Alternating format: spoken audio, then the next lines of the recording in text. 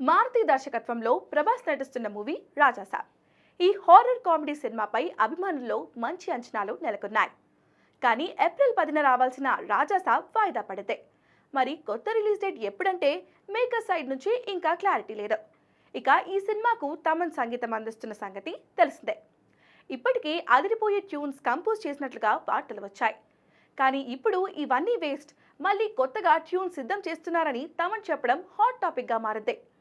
తాజాగా ఇచ్చిన ఓ ఇంటర్వ్యూలో తమన్ మాట్లాడుతూ, ఇంకా రాజాసాబ్ సాంగ్స్ షూటింగ్ చేయలేదు, ఇప్పటికే రెడీ చేసిన ట్యూన్స్ అవుట్డేటెడ్ అయిపోయాయి.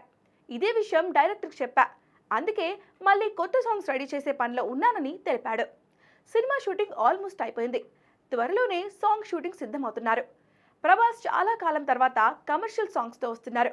ఓ ఎంట్రీ సాంగ్, ఓ మెలోడీ, ఓ ఐటమ్ సాంగ్తో పాటు love song, movie theme song కూడా ఉంటుందని తెలిపాడు.